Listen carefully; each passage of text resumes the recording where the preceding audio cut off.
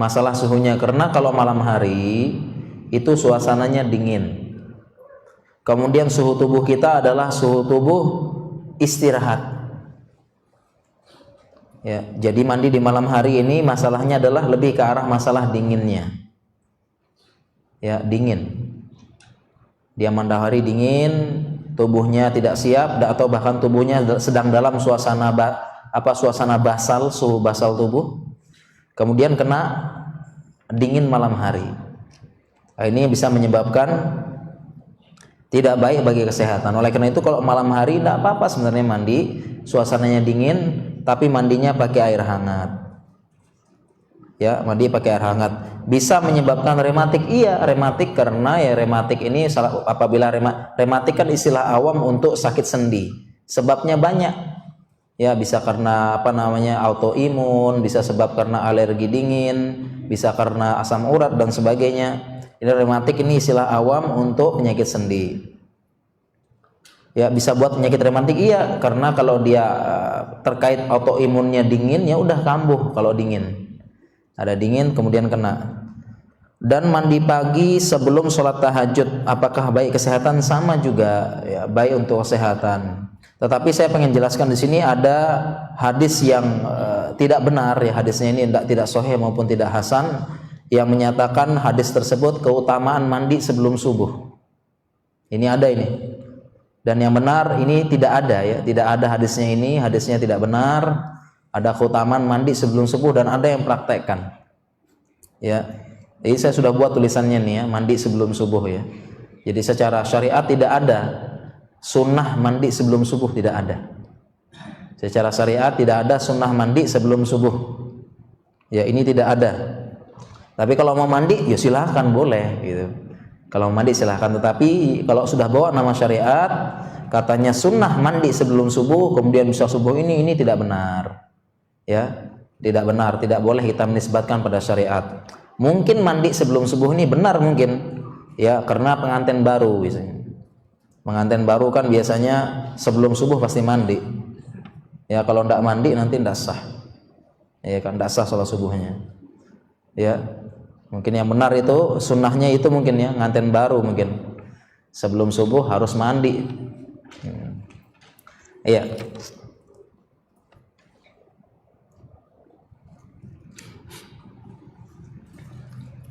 Ya, bagaimana hukum tentang adat 40 hari setelah melahirkan?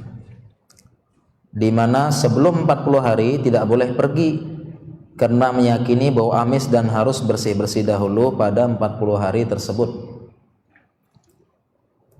Ya, adat 40 hari setelah melahirkan.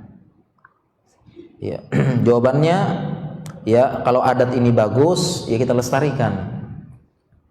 Kalau adat ini tidak bagus atau apalagi bertentangan dengan syariat, maka jangan dilaksanakan. Karena Islam ini syariat tidak anti adat, ya, tapi memperbaiki adat. Kalau adat itu benar, kita lestarikan. Harus dilestarikan, ini warisan budaya. Ya, tidak bertentangan dengan syariat, tetapi kalau sudah bertentangan, ya ini harus diubah. Karena patokannya adalah syariat, bukan adat manusia. Syariat Allah yang buat dan tetapkan, adat ini manusia dengan pikiran yang bermacam-macam. Ya. Kalau ada 40 hari tidak boleh kemana-mana, ini tidak benar berarti, ya. Siapa yang larang? Ya, tidak boleh kemana-mana karena masih bau amis dan harus bersih-bersih dulu. Ini tidak benar, ya. Karena ada orang yang dia nifasnya tidak sampai 40 hari. Ada. Kenapa harus 40 hari? Nifasnya kita sering ketemu. Kita sering ketemu dengan pasien-pasien yang nifasnya tidak sampai 40 hari. Ada yang 20 hari, 30 hari ada. Ya, apalagi nifasnya pasien-pasien yang keguguran. Ya kan? Kalau pasiennya keguguran, ya, patokannya adalah 80 hari. Jadi di atas 80 hari, atau patokan utamanya adalah terbentuk organ tubuh. Ya, kemudian dia dikuret. Ya, umumnya di atas 80 hari dikuret, ini kan berarti menjalani nifas dia. Paling nifasnya 3 sampai 5 hari. Gitu. Ya, nifasnya paling 3 sampai 5 hari. Ya, sebentar. Ya, apalagi yang keguguran dan sebagainya, ini tidak mesti 40 hari. Ya, tidak mesti 40 hari, sehingga ini keyakinan yang tidak benar. Ya, kita ketemui kasusnya kedokteran, itu ada orang yang nifas tidak sampai 40 hari. Kemudian secara syariat juga demikian, ini ada ikhtilaf ulama berapa batasan maksimal dan minimal nifas. Pendapat yang terkuat langsung aja ya. Pendapat yang terkuat batasan maksimal nifas, pendapat terkuat adalah 40 hari. 40 hari pendapat terkuat ya, batasan maksimal nifas 40 hari. Ada pendapat 60 hari tetapi ini tidak rojih ya, yang benar adalah 40 hari. Mengapa 60 hari? Karena ada berapa macam kasus, karena bisa jadi setelah dia nifas langsung haid. Jadi ada kasus ya, ada kasus setelah nifas 40 hari langsung haid, sehingga terkesannya 40 hari lebih. Dan ada juga yang perdarahan. Tetapi pendapat terkuat batas maksimal haid adalah 40 hari sebagaimana perkataan dari para sahabiah dan perkataan penjelasan dari Ibnu Abbas. Ya, jadi haid itu nifas itu maksimal 40 hari. Jadi apapun darah yang keluar setelah 40 hari itu bukan darah nifas. Ya, kemungkinan besar adalah darah istihadah. Darah istihadah. Dan batasan minimal nifas ini tidak ada. Tidak ada batasan minimal nifas. Nifas tidak ada batasan minimalnya. Ini kalau 2 hari hilang darah nifas ya sudah berhenti. Ya, 5 hari ya sudah berhenti. 10 hari berhenti, 20 hari berhenti ya. Istri saya 20 hari sempat langsung berhenti. Ya, apalagi kasus-kasus keguguran, ya, keguguran dikuret paling sebentar nifasnya, 3 hari, 5 hari selesai udah bersih. Ya, jadi ini adatnya ini tidak benar ya. Tidak benar, kasihan, tidak boleh kemana-mana, harusnya jalan-jalan ya, sama bayinya jalan-jalan ya kemana-mana ya.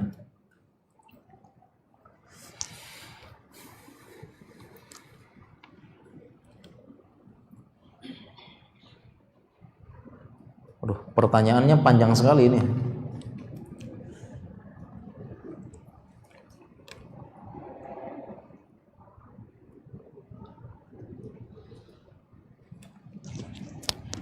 Sebentar nyari poin pertanyaannya lu apa ya? Satu kertas penuh ya.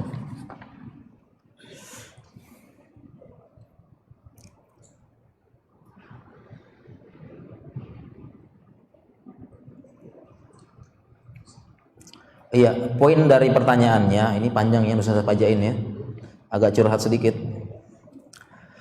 Ya, pertanyaannya ini mungkin terkait dengan timbul flek setelah menstruasi. Ya apa? Timbul flek setelah menstruasi.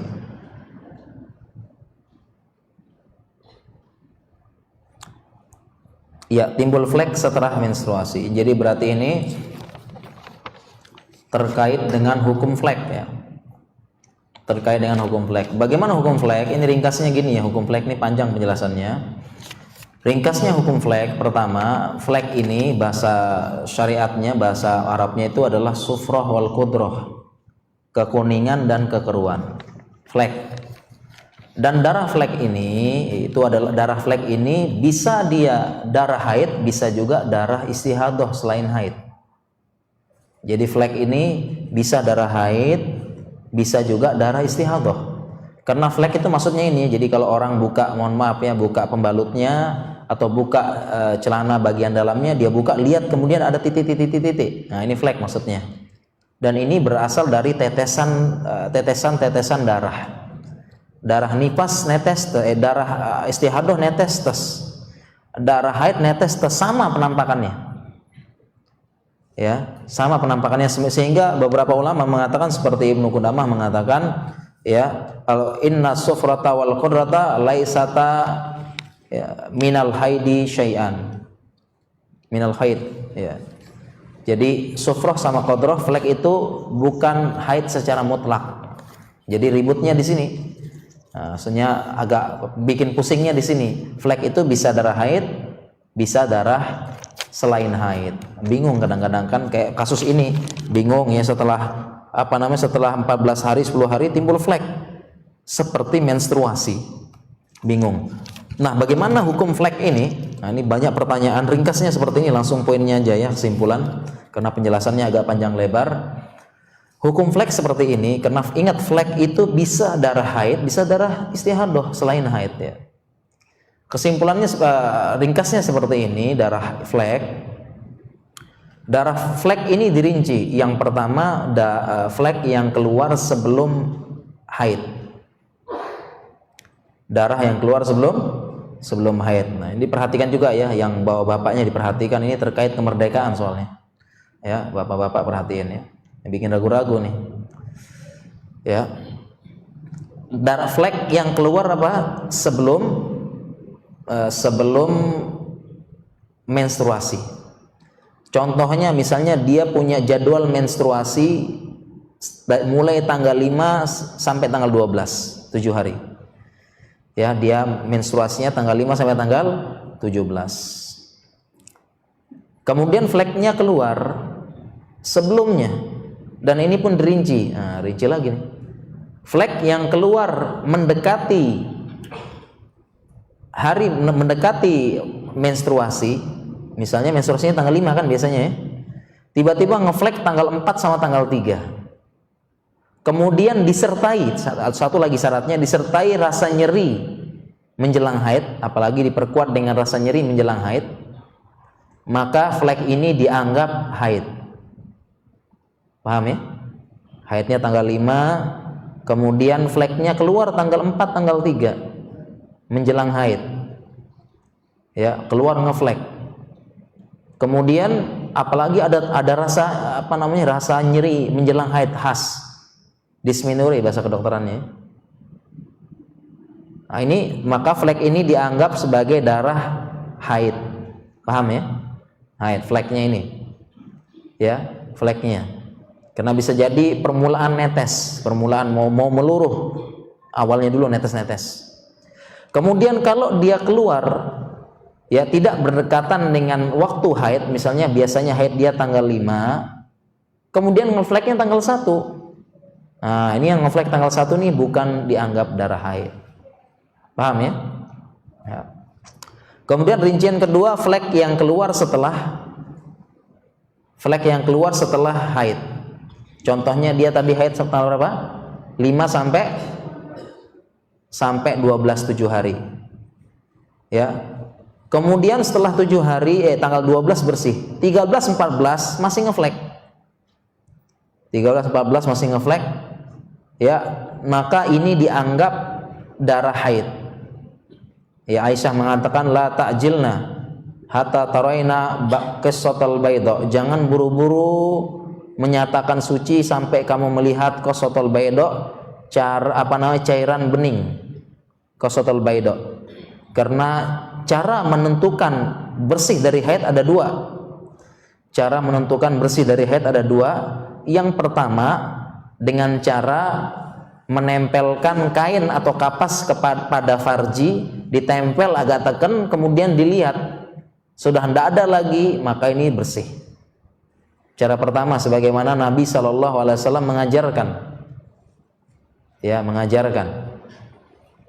Ya, diajarkan sama Aisyah. Ada yang nanya sama Nabi, wahai Nabi, bagaimana tahu cara haid? Nabi SAW bilang ditempel gitu. Tapi bagaimana katanya? Oh ya, subhanallah ditempel ya. Artinya Nabi SAW malu jelasin. Ya, bagaimana subhanallah ditempel aja gitu. Malu. Akhirnya perempuan yang nanya diambil tangannya sama Aisyah, dijelaskan. Nah, begini, ambil kapas, kemudian kamu tempelkan, kemudian kamu lihat. Kalau dia bersih, bersih. Itu cara pertama menentukan bersih dari haid. Cara kedua adalah munculnya cairan namanya qissatul bayda, cairan yang putih kebeningan. Bukan cairan yang kuning. Kalau kuning itu masih haid katanya Aisyah, la ta'jilna, jangan buru-buru. Cairan putih kebeningan. Dan tetapi tidak semua perempuan punya qissatul bayda, perhatikan. Tidak semua perempuan punya qissatul bayda. Jadi cara paling aman yang pertama tadi, bersih. Nah, kalau dia yang tadi ya masih masih nyambung ya, selesai tanggal 12, kemudian 13, 14 masih ngeflek, maka ini dianggap sebagai flek itu dianggap sebagai haid. Ya, dianggap sebagai haid masih. Tetapi kalau dia setelah misalnya tadi tanggal 12 berhenti haid ya, tiba-tiba tanggal 17, 16 ya, dia ngeflek, sempat suci dulu, ya misalnya dia 12 berhenti, 13-nya suci bersih pakai caranya Nabi SAW tadi.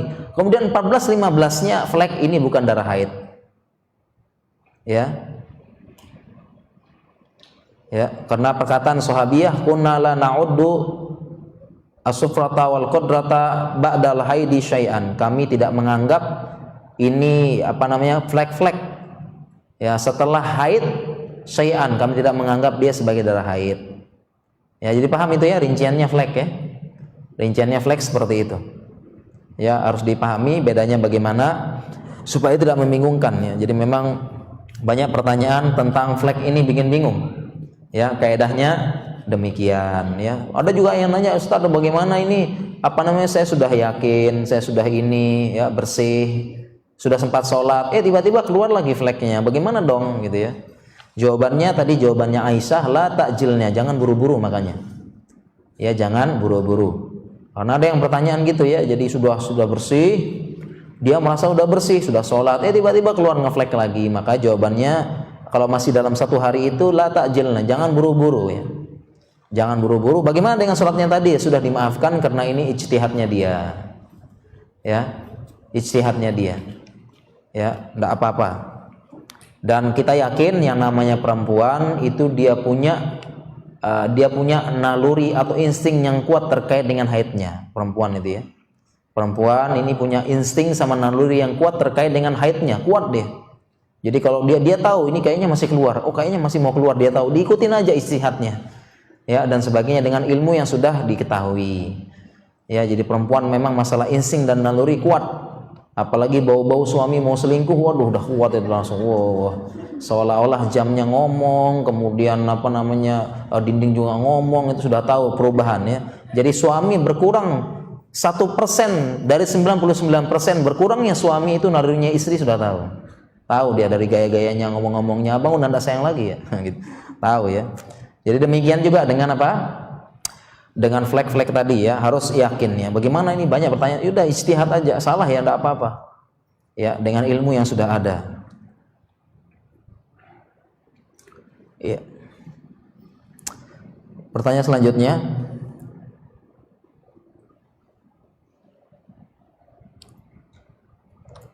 Bagaimana hukum syar'i terkait dengan donor organ tubuh?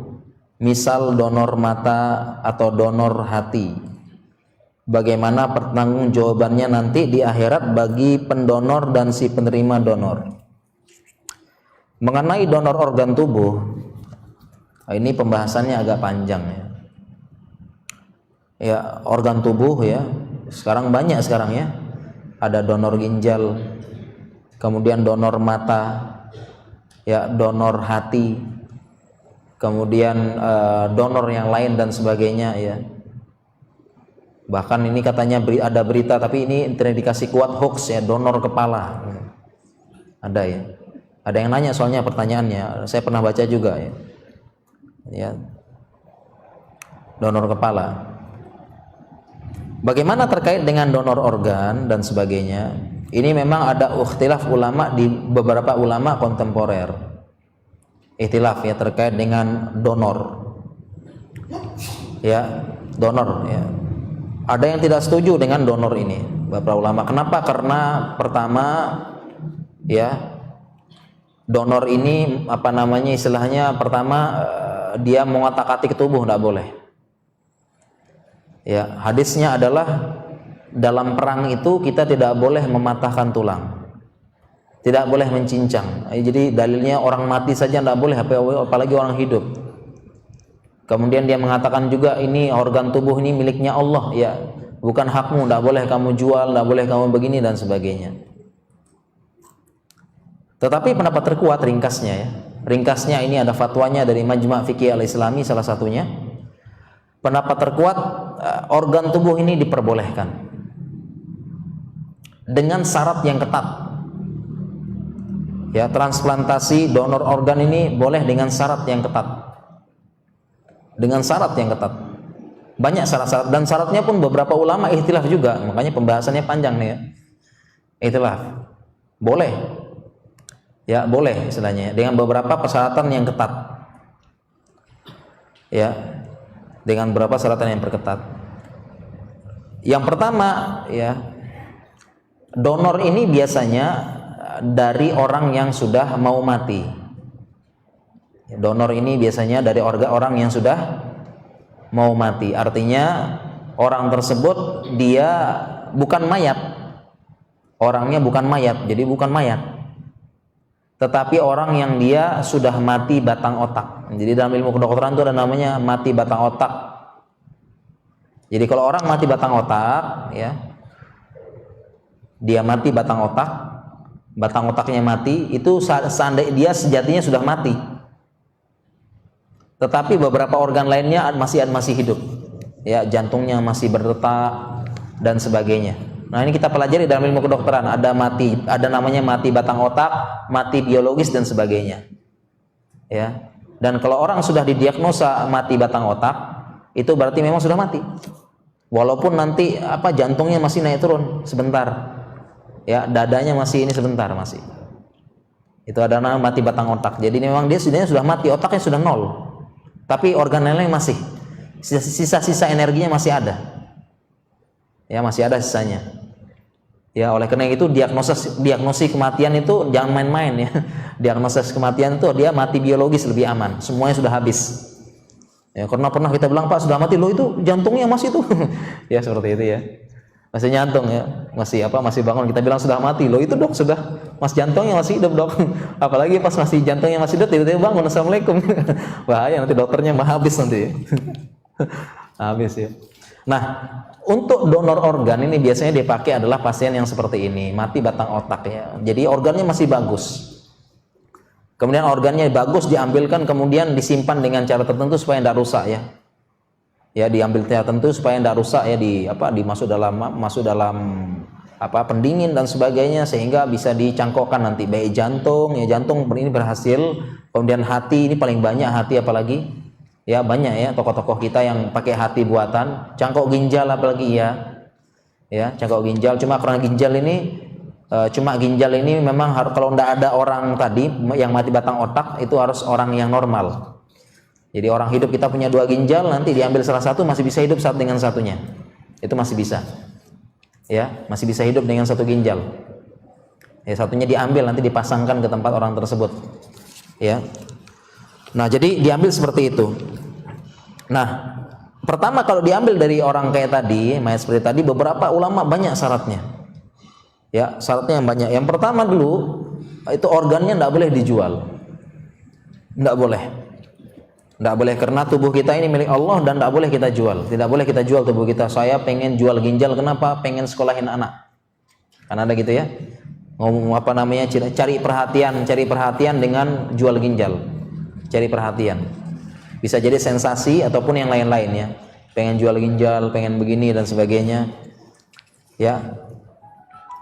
Yang pertama tidak boleh dijual. Ginjal tidak boleh dijual, ini haram, tidak boleh.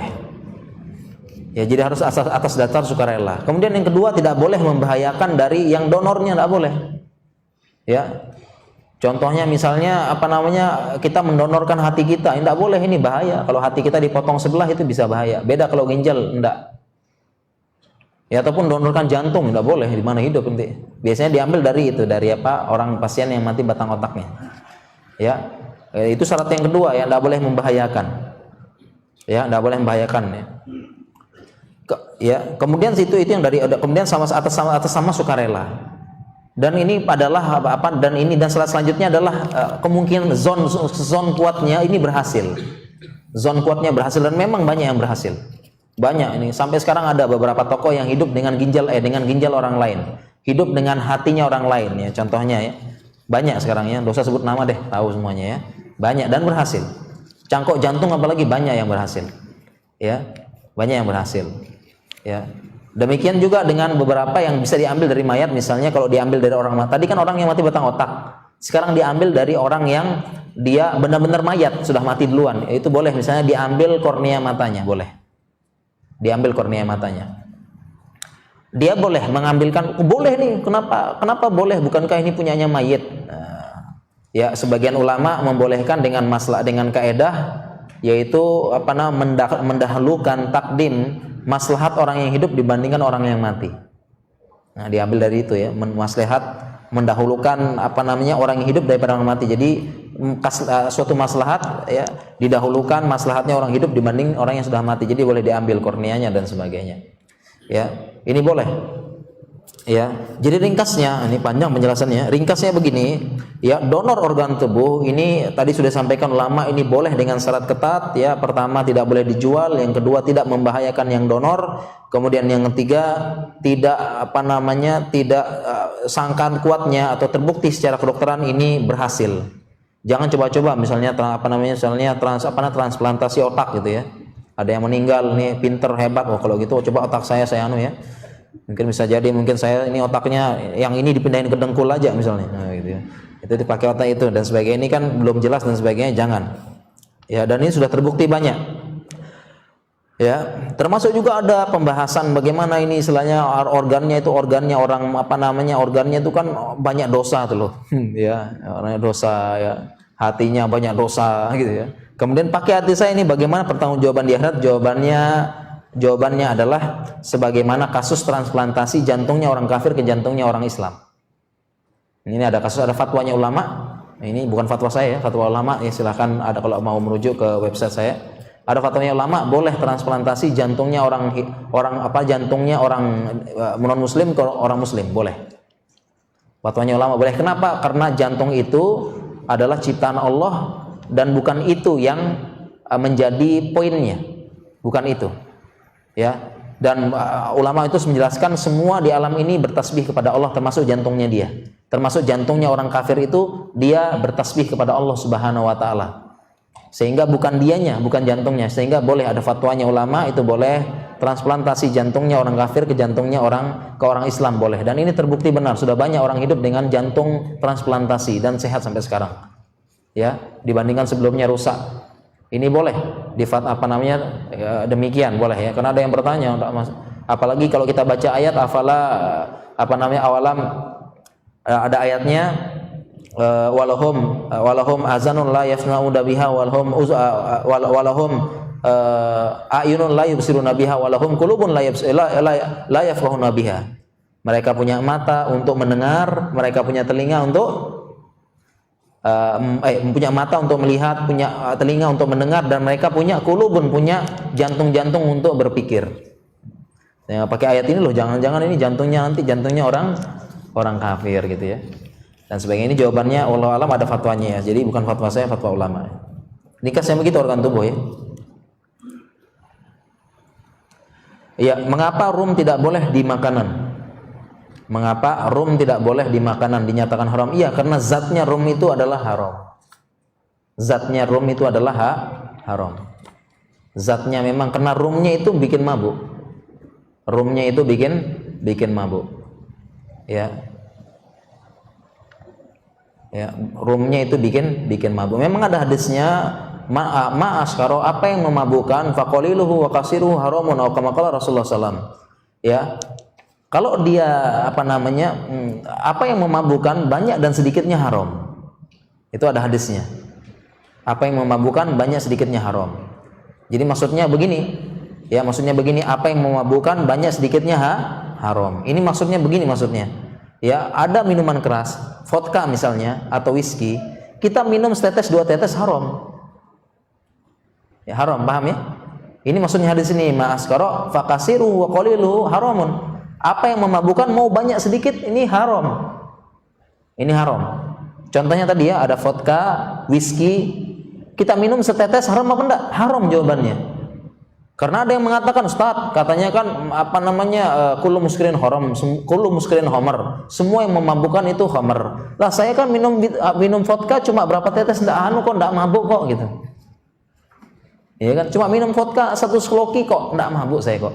Berarti boleh Ustaz ya? Boleh. Enggak boleh. Jawabannya hadis yang tadi. Ya, hadis yang tadi. Ya. Apa yang memabukkan mau banyak sedikit ini haram, enggak boleh. Dan sebagian orang salah paham ya, salah paham. Sehingga menyatakan tape ini haram katanya. Kenapa tape haram? Ada alkoholnya, salah paham tentang alkohol lagi gitu. Ya. Dan golibnya begini, ada enggak orang, bro, kita mabuk-mabuk yuk pakai tape? Ada enggak? Nggak ada gitu ya. Ya, yuk mau mabukan yuk pakai tape, enggak ada, sehingga bukan ya. Dan juga kesalahannya tadi dibilang tapi ada alkoholnya bisa haram, ini enggak, bukan begitu. Ya, jadi patokannya adalah bagaimana ini memang dipakai untuk mabuk apa enggak? Ya, kalau memang vodka, whisky itu dipakai untuk mabuk, ya zatnya memang sudah mabuk banyak sedikit. Begitu juga dengan rum ini. Rum ini zatnya memang dia bikin mabuk, karena kalau salah apa ya, semacam minuman mabuk atau bagaimana ya sejarahnya. Jadi zatnya sudah demikian, mau banyak sedikit di makanan, setetes dua tetes ini haram, tidak boleh. Ini sepengetahuan saya mengenai rum ya, tidak boleh. Ya, demikian.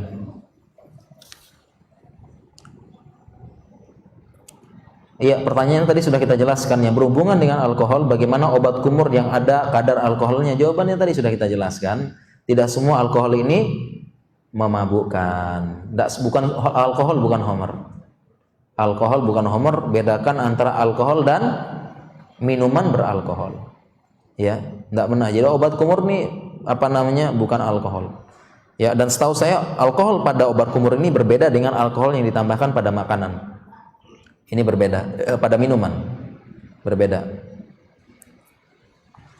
Apakah pengobatan Islami bagi yang mempunyai adakah pengobatan Islami bagi yang mempunyai insulin tinggi? Karena info dari dokter hal ini menyebabkan sulit mendapatkan keturunan. Insulin yang tinggi ya. Ini insulin itu apa ya? Kalau insulin ini adalah zat. Ya, insulin ini adalah suatu enzim zat yang dia berfungsi untuk membawa glukosa dari pembuluh darah ke jaringan. Ya, dari pembuluh darah glukosanya dibawalah masuk ke mata, ke otot, kemana dan sebagainya. Ini yang bawa ini insulin. Jadi kalau insulinnya kurang pada orang diabetes, ya baik dia kurang maupun rusak, ya ini berarti tidak ada yang membawa gula tersebut ke jaringan, ke mata, ke otot dan sebagainya, tidak ada, sehingga numpuk di mana? Pembuluh darah. Numpuklah gula tersebut di darah. Ya, gulanya numpuk di darah, di jaringan tidak ada glukosa, sehingga kalau luka ya lama sembuh. Kemudian sarafnya rusak, ya. Kalau sarafnya rusak karena tidak ada glukosanya di jaringan, tidak ada energinya. Kalau luka lama sembuh, sarafnya gampang rusak, matanya rabun, mohon maaf juga kadang-kadang impoten juga, ya, dan sebagainya yang lain-lainnya ya. Itu yang kalau kurang, ya. Jadi yang benar adalah kurang. Tapi kalau tinggi saya tidak tahu nih ya. Tinggi bisa menyebabkan sulit mendapatkan keturunan. Wallahu taala alam. Bisa jadi kalau insulinnya terlalu tinggi, ini bisa jadi juga dia gampang hipoglikemi, gampang darahnya kurang. Ya, darahnya kurang di darah. Ya, tapi Allah taala kaitan dengan keturunan saya tidak tahu ya, nanti tanya sama dokter yang ahli aja ya. Pengobatan Islami caranya saya juga tidak tahu, kalau Islaminya yang apa hadisnya apanya dan sebagainya, ini istilahnya masalah dunia, serahkan kepada ahlinya ya.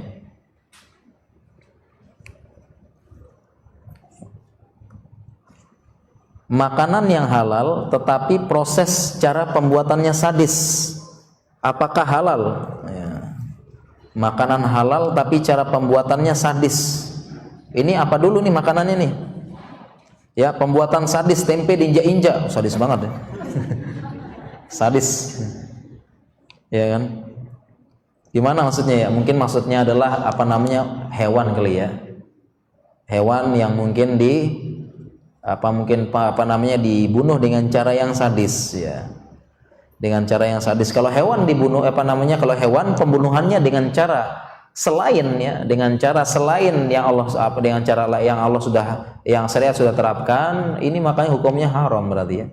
Tidak disebut nama Allah, kemudian tidak terputus dua wajdain, terputus dua urat utama, kemudian tidak disebutkan nama Allah, la taqulis mimma lam yazkurismallahu alaihi, janganlah kalian makan orang yang tidak disebutkan nama Allah pada hewan tersebut.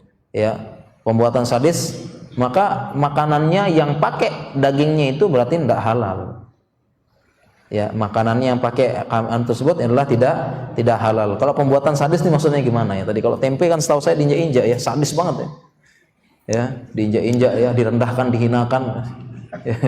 Sadis ya. Apa ya?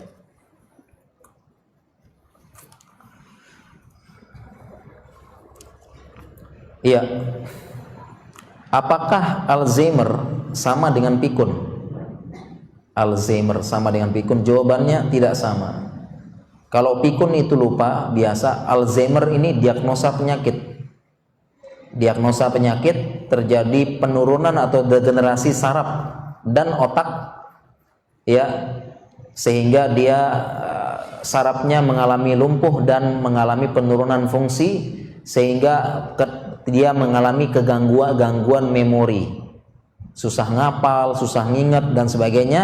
Kalau Alzheimer ini sudah penyakit dan penyembuhannya butuh bersabar, ya. Berbeda dengan pikun ya bisa diobati. So, kita juga kadang-kadang pikun ya, kadang-kadang pikun ya. Kita pikun dengan akhirat ya, pikun ya. Kemudian pikun dengan urusan-urusan macam-macam, lupa-lupa ya, pura-pura pikun. Ya, asal jangan pikun punya istri di rumah. Bahaya. Ya.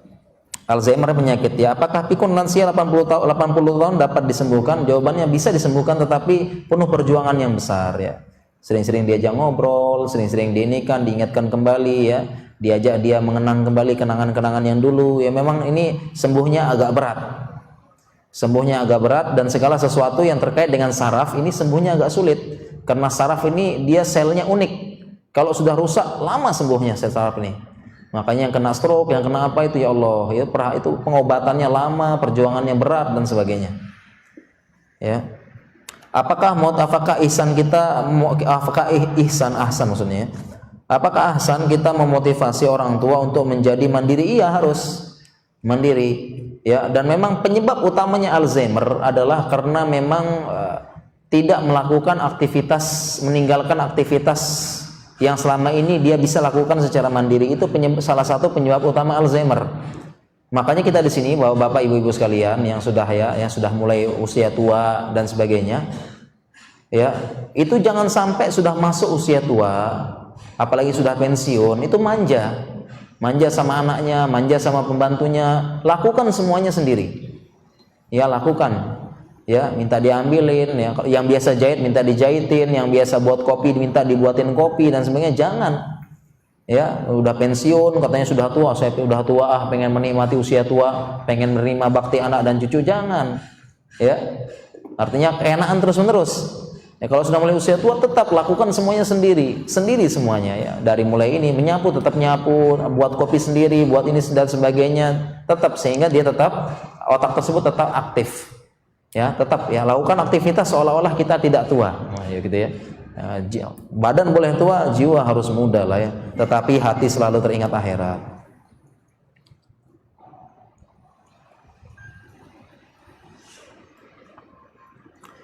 Ya, assalamualaikum Ustaz. Saya setiap 2 bulan sekali melakukan fasdu, yaitu mengeluarkan darah kotor, dikeluarkan melalui jarum dari punggung tangan kurang lebih 250 mili. Bagaimana menurut Ustaz dan pengobatan cara fasdu ini?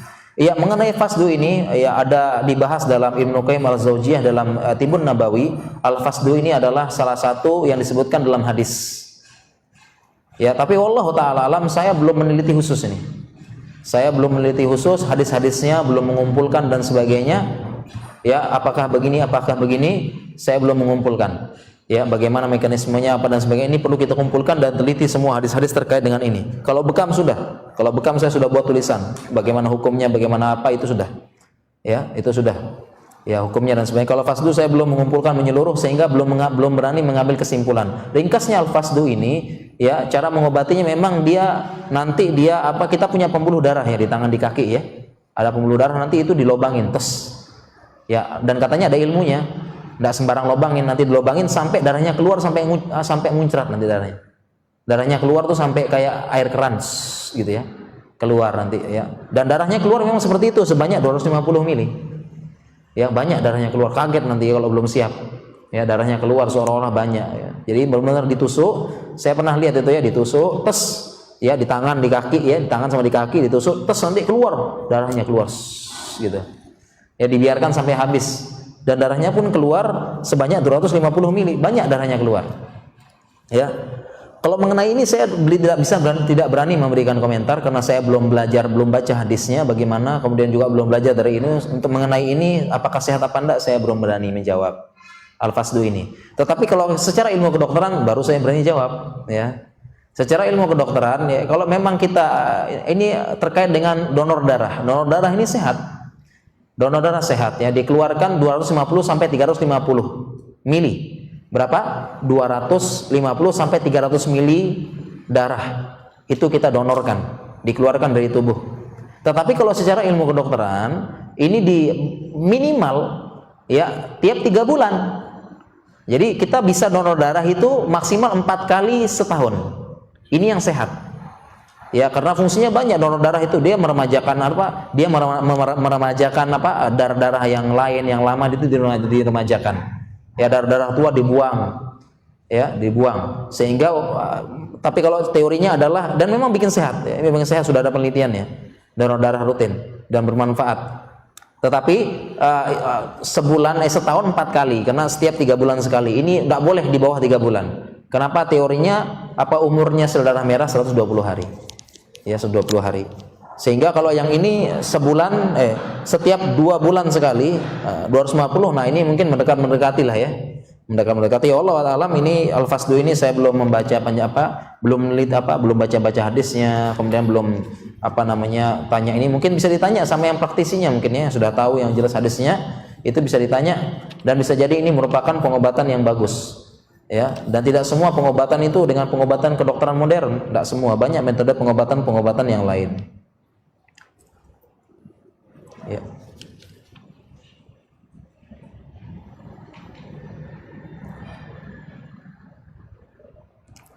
Iya, ada pertanyaan, ya.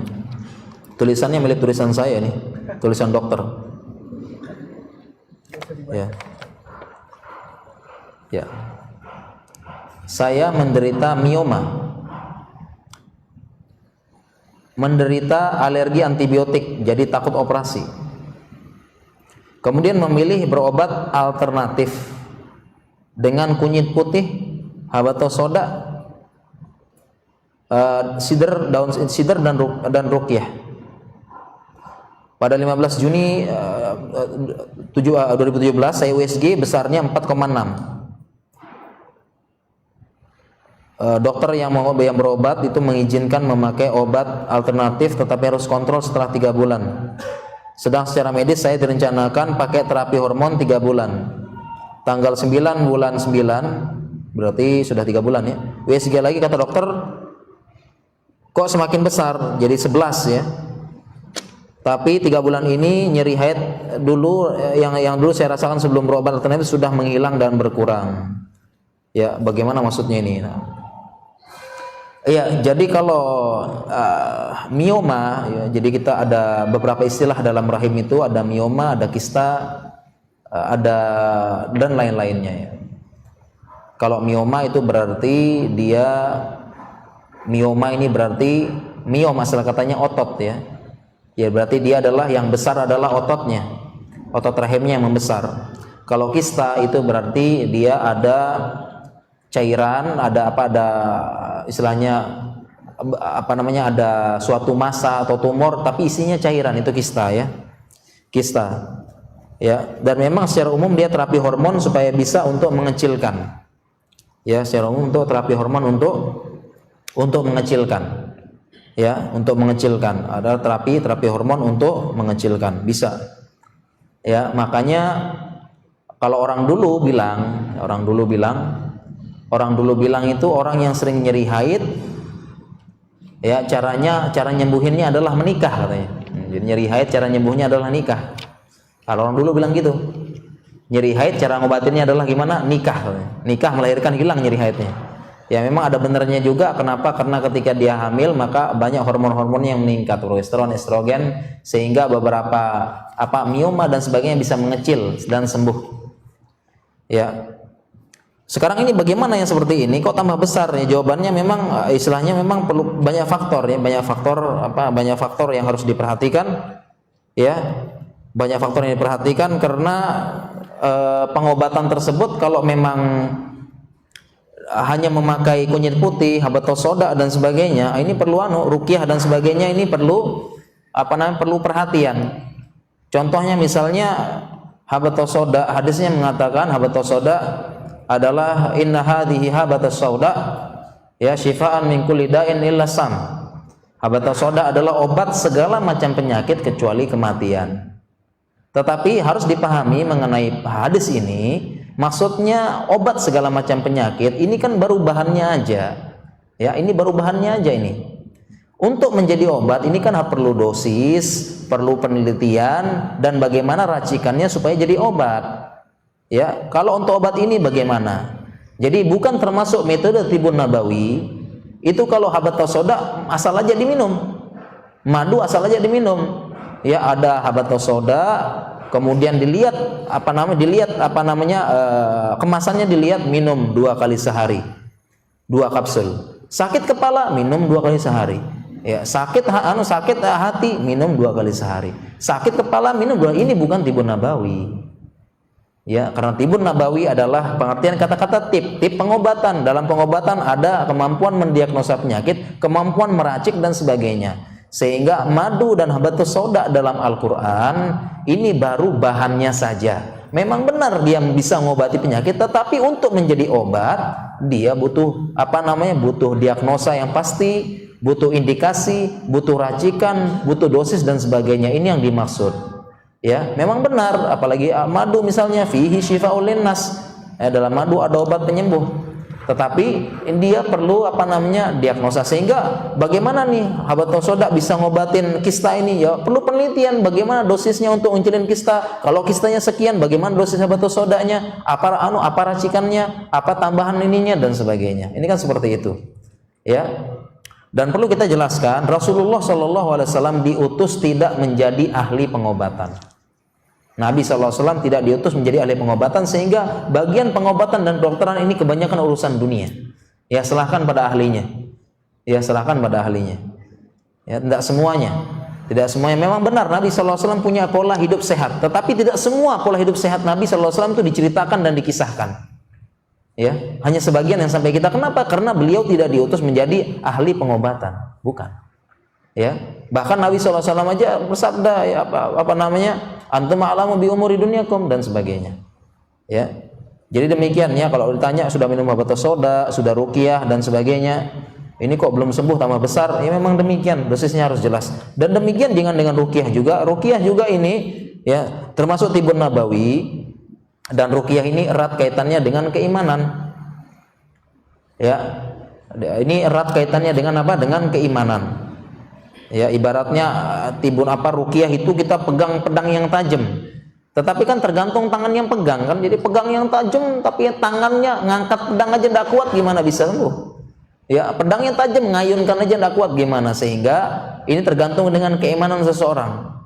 Dalam suatu hadis disebutkan Abu Sa'id Al-Khudri ya itu meruqyah orang yang kena sakit kalajengking, disengat kalajengking, itu cuma dibacain Al-Fatihah doang.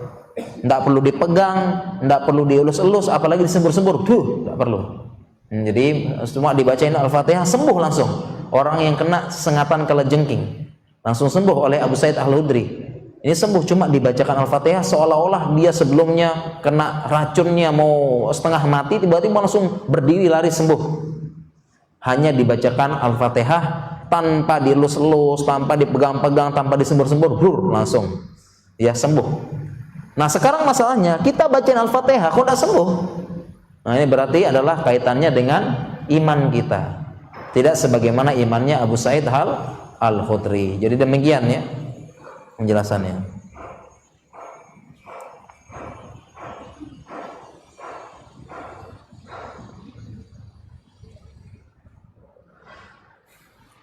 Apakah manfaat kesehatan kita bangun malam untuk sholat tahajud menurut ilmu kedokteran?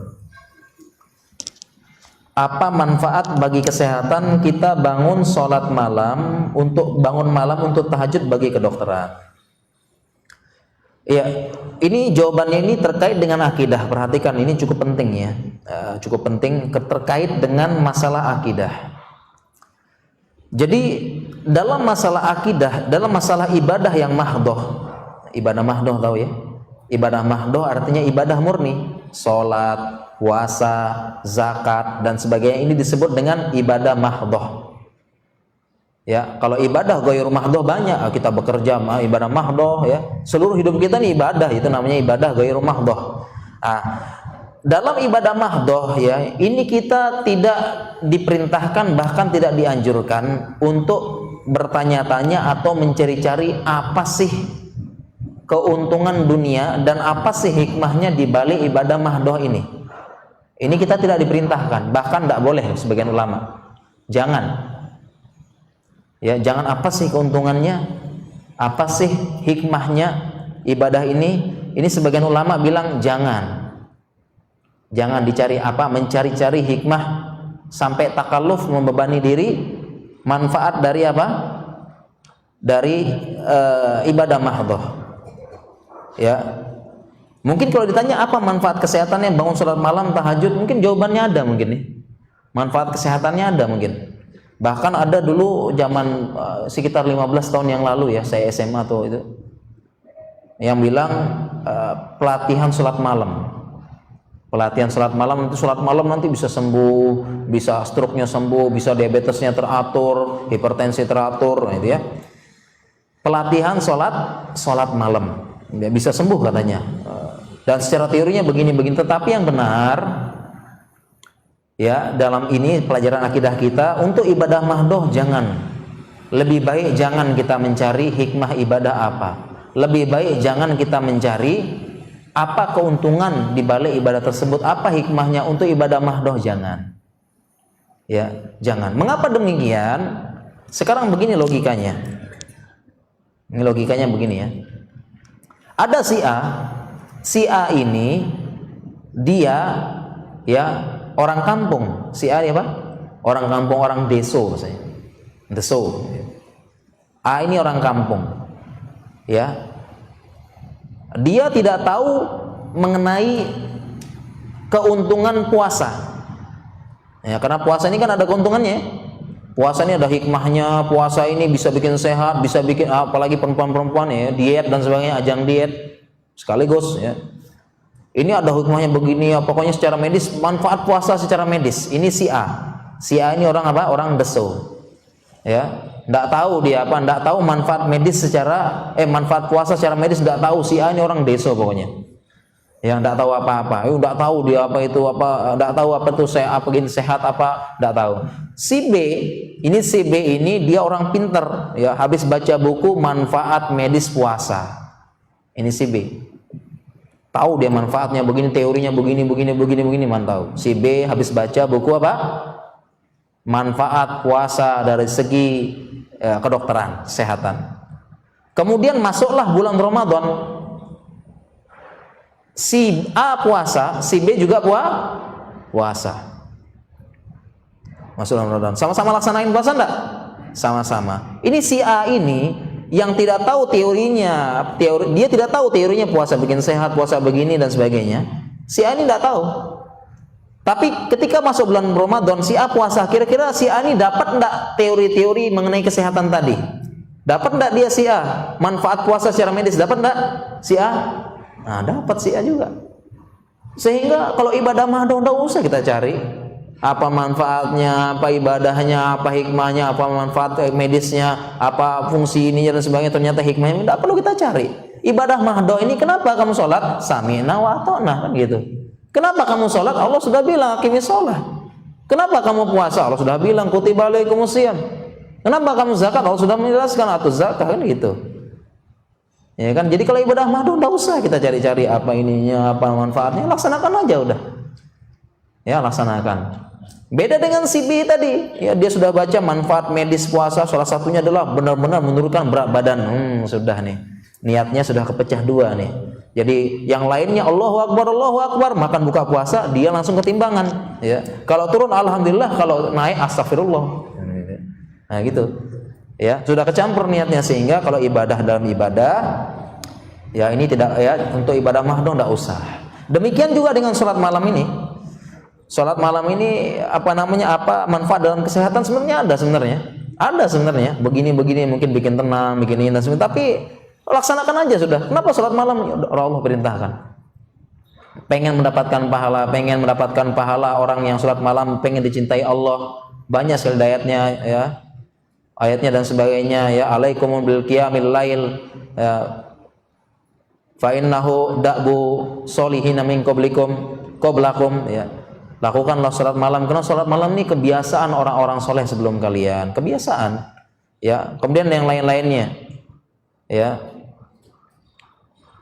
yang lain-lainnya disebut supaya untuk kita perintah untuk sholat malam. Kenapa sholat malam ini? Sudah karena perintah Allah dan Rasulnya. Mau bikin sehat mau enggak apa, yang penting saya sudah melaksanakan perintah Allah dan Rasulnya. Jadi demikian ya, ini masalah kita penting ya, terkait manfaat kesehatan ya. Nah, ini sudah ada tadi, sudah dijawab tadi ya.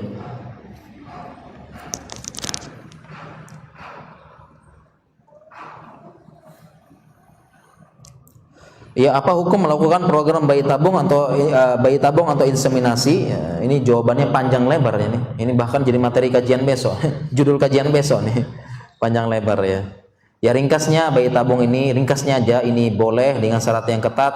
Yang pertama adalah maninya harus laki-laki dan perempuan ya. Jadi istrinya harus dari suaminya. Ya, maninya suaminya, maninya istrinya, tidak boleh orang lain. Yang kedua kemudian adalah jalan terakhir. Jadi bayi tabung adalah jalan terakhir. Ya enggak boleh belum apa-apa pengen bayi tabung, enggak boleh. Ya, jalan terakhir ya. Ya. Dan harus ini harus apa dan sebagainya banyak ya. Nah, kalau mau nanti besok aja, ini materi kajian besok nih, judulnya doang. Panjang ya. Bayi tabung ya, boleh dengan syarat-syarat yang ketat. Jenis pengobatan apa menurut syariat Islam untuk kesuburan suami istri? Ya, ini judul kajian besok juga nih. Ya, panjang nih ya. Nah, nanti kita jelaskan nanti ada sebab apa, ada sebab syar'i, sebab qadari dan sebagainya. Ya, untuk bisa apa penyebabnya secara medis apa, kemudian bagaimana cara menempuhnya secara ada sebab syar'inya, ada sebab ininya sesuai dengan bimbingan ulama. Ya, bagaimana ulama dulu dia doanya untuk dapat anak dan sebagainya, ada caranya. Ya, obat-obatan herbal baik dari Cina yang berasal dari apakah boleh minum? Jawabannya boleh. Herbal baik dari Cina, Tibun Nawawi boleh, ya, boleh. Apapun metode pengobatan itu semua sama baiknya. Sama baiknya asalkan dipegang oleh ahlinya dan berpengalaman, sama semuanya. Ya, sejak zaman dulu belum ada kedokteran modern ini, sama di Cina ada pengobatan dan sembuh banyak orang. Indonesia herbal-herbalnya sembuh banyak orang. Ya, di Timur Tengah ada tabib-tabib begini sembuh banyak orang, sembuh semuanya. Ya, semuanya sembuh. Ya, asalkan jadi semua metode pengobatan sama bagusnya, sama. Asalkan dipegang oleh ahlinya dan berpengalaman ya, dipegang, bukan yang pelatihan sekali dua kali praktek, bukan, lama ini ya, bagaimana caranya dia bisa ini, diagnosanya bagaimana ya, belajarnya lama dan sebagainya, dia pelajari ini bagaimana perkembangan penyakit, oh kalau dilihat ini cirinya begini dan sebagainya, itu lama belajarnya untuk bisa diagnosa penyakit, lama ya, diagnosanya lama dan sebagainya. Ya, sebagian orang mungkin mohon maaf ya cuma pelatihan sekali dua kali tiba-tiba buka praktek, bagaimana dia diagnosa? Oke lah dia tahu ini obatnya, ini obat penyakit AIDS misalnya. Tapi bagaimana dia bisa mendiagnosa AIDS? Nah, ini kan belajar lama ini. Ya, bagaimana dia bisa mendiagnosa AIDS kan belajarnya lama. Ya oke dia tahu ini obat AIDS, tapi biar tahu kamu AIDS apa enggak, saya kan harus diagnosa. Ya kan? Nah, ini belajar lama ini seperti ini. Ya, sehingga tidak benar ya, orang baru praktek pelatihan sekali dua kali buka praktek kedokteran pengobatan, ini tidak benar ya. Nanti yang termasuk dalam hadis Nabi sallallahu alaihi wasallam, waman tatabba'a falam yu'lam minhu qabla zalika tibun fa huwa domin. Barang siapa yang melakukan praktek pengobatan atau kedokteran padahal dia belum belajar sebelumnya, maka dia domin, bertanggung jawab ya, harus mengganti rugi apapun yang ada. Ya, pertanyaan sama ini tentang bayi tabung ya. Sama bayi tabung dengan enzim babi katalisator sudah tadi ya. Iya, terakhir, pertanyaan terakhir ya. Alhamdulillah pas selesai jam 2 gitu ya. Alhamdulillah ya.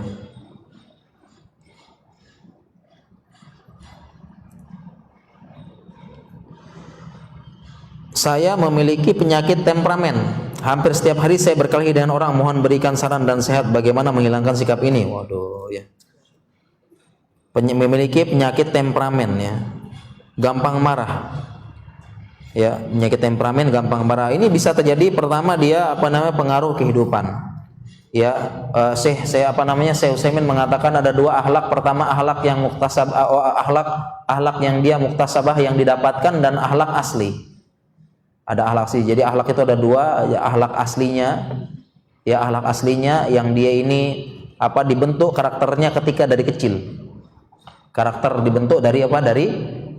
Dari kecil, ketika kecilnya itu dia. Makanya ketika anak kita kecil ya, mumayyiz 7 tahun ya, ulama bilang mumayyiz itu di bawah 7 tahun itu pembentukan karakternya.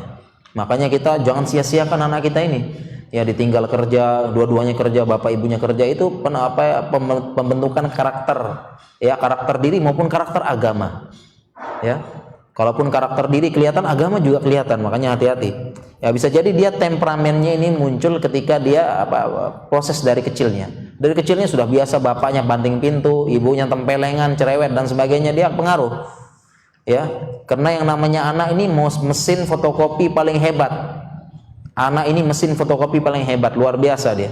Apa yang dia lakukan itu yang dilihat. Dia lihat sebentar langsung dilakukan.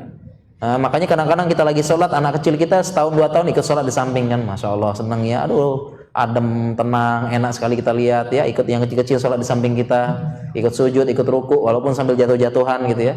Ya, sujudnya kadang sebentar naik di punggung, nah itu enak sekali, masya Allah, dia lihat, ya dilihat kita. Jadi bisa jadi ini mungkin temperamennya ini karena dia penyakit bawaan dari kecil. Dan Syekh Utsaimin menjelaskan penyakit yang ini sifat ini memang susah hilangnya. Susah hilangnya, tidak seperti butuh perjuangan, katanya Syekh Utsaimin. Ya, butuh perjuangan. Ya, menghilangkan sifat dasar asli ini butuh perjuangan, tidak semudah membalik telapak tangan. Bagaimana caranya saya nih? Sabar kamu ya, jangan marah. Tidak bisa, memang sulit. Ya, memang sulit. Bagaimana caranya? Banyak sekali caranya. Pertama dia baca-baca hadis tentang supaya jangan marah. Ya, supaya temperamennya temperamennya jangan sudah marah. Contohnya hadis mengatakan la takdob, ya, jangan marah, la takdob walakal jannah, jangan marah nanti kamu akan mendapatkan surga. Ya, hadisnya seperti itu ya, jangan marah nanti kamu akan mendapatkan surga. Dan banyak yang lain-lain ya. Ya, banyak yang lainnya mengingatkan keutamaan kalau marah ini tidak akan menyelesaikan masalah. Ya, masalah tidak akan selesai. Dan dia kontrol, dan banyak terapinya. Kalau lagi marah, lagi sedang berdiri, dia duduk. Kalau tidak bisa duduk, maka dia berbaring. Kalau tidak bisa berbaring, dia pindah tempat ataupun dia mengambil wudhu atau sholat. Banyak terapinya untuk supaya tidak bisa marah. Ya, intinya menahan diri dulu. Ya, menahan diri dulu, dan dia yang ada apapun yang diselesaikan dengan marah ini tidak menghasilkan hal yang baik. Ya. Inna rifqa la yakunu fi syai'in illa zanah. Sesungguhnya kelembutan ya tidaklah berada dalam sesuatu kecuali dia akan zanah, dia akan menghiasi. Wala yanzi'u min syai'in illa syanah. Kalau dia sudah dicabut maka dia akan merusaknya. Ya, setelah kita lihat-lihat kan orang tuh kalau apa-apa marah kan tidak selesai solusinya kan. Apa marah tiba-tiba banting pintu, banting HP, setelah sadar baru ingat HP belum lunas ya. Kan gitu kan. Dan sebagainya, apalagi yang laki-laki yang mentalnya pengecut, dikit-dikit ditahan ngancem nanti saya ceraiin kamu gitu ya. Nah, ini juga sama ini. Ya, padahal itu jatuh talak itu kalau cerai, dia ngomong gitu. Walaupun dia main-main. Perempuan juga sama ya, kalau kamu jantan ceraikan aku, kembalikan aku ke ibuku, orang tua dan sebagainya. Itu sampai tidak menyelesaikan masalah. Akhirnya baru nyesal. Ya, banyak seperti ini. Ya, marah itu membuat nyesal. Ya, bahkan layak dia naqodin fahuwa ghadibun, tidak boleh seorang qadil memutuskan perkara kalau dia sedang marah. Kama qala Rasulullah SAW, tidak boleh. Ya, jadi ingat-ingatlah. Ya, marah tidak menyelesaikan masalah. Kemudian Nabi caranya gimana? Lagi marah segera berbaring, segera lari, meninggalkan tempat dan sebagainya. Ya, pertanyaan ya, mudah-mudahan yang terakhir ya. Ya, supaya ini sudah pada ngantuk soalnya kan. Ngantuk ya Pak ya? Siang-siang ngantuk. Bagaimana jika sedang mempelajari ilmu kedokteran, mahasiswa kedokteran lalu ada ikhtilat, bahkan bersentuhan dengan non mahram, pasien dokter atau sesama teman dalam rangka belajar pemeriksaan? Ya, bagaimana dengan ilmu kedokteran? Jawabannya memang ya, kita hidup di negara Indonesia yang tidak 100% menerapkan syariat Islam. Ya, ini jangankan ilmu kedokteran, semua kuliah juga ikhtilat ini. Ya, kuliah negeri ikhtilat, campur baur dan sebagainya. Di kantor juga campur baur dan sebagainya. Ya.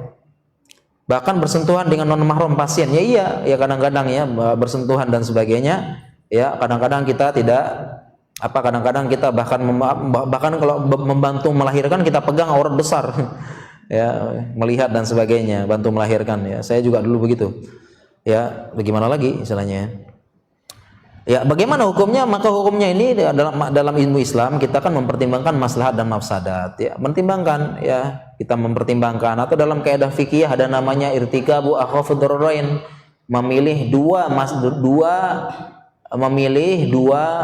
madarat yang paling ringan. Irtikabu akhafud dararain ya, atau mafsadatain ya, memilih dua mafsadat yang paling ringan ya. Atau kaidah-kaidah yang lain banyak, daruratu tubihul mahzurat, ini kan darurat ya, darurat kita kita boleh kalau dia darurat ya, ada pasien kecelakaan dan sebagainya itu kan, darahnya hilang, mau pasang infus bukan mahram, maaf gitu, nggak bisa ya, dan sebagainya. Sehingga kalau sesuatu itu kita nilai dari bagaimana hukumnya, dari bagaimana golibnya ya, bagaimana golibnya ya, kita lihat bagaimana golibnya, dia bikin maslahatnya lebih banyak apa enggak. Kalau memang dia kalau memang dia misalnya enggak boleh belajar ilmu kedokteran karena ihtilat, kemudian enggak ada orang yang belajar ilmu kedokteran sedikit, nih gimana yang ngobatin siapa? Enggak ada kan? Ya, sebagaimana dengan kasus misalnya banyak yang bertanya, ini perempuan bekerja misalnya kan. Ya, perempuan boleh bekerja, bahkan ada beberapa keadaan yang perempuan harus kerja. Ya, contohnya misalnya bidan perempuan, ya harus kerja bidan perempuan. Jangan sampai masuk rumah sakit pas melahirkan disambut bidan laki-laki, repot ini. Gitu. Ya, bahkan harus ada bidan wanita, harus ini, malah ini masalahnya besar ini. Ya, ada SPOG perempuan harus ada. Ya, masalahnya besar. Jadi sesuatu itu ditimbang dari mayoritas pekerjaannya tersebut ya. Dan hampir semua pekerjaan demikian. Ya, kecuali kalau zatnya itu yang zat pekerjaan utama tersebut adalah dia haram, ini tidak boleh, pemungut pajak dan sebagainya tidak boleh ya, tidak boleh. Misalnya karyawan bank ribawi tidak boleh juga, karena zatnya itu ya, zatnya ngobatinnya itu tidak boleh ya, karena zatnya ini tidak boleh, kecuali kalau dia bukan zatnya.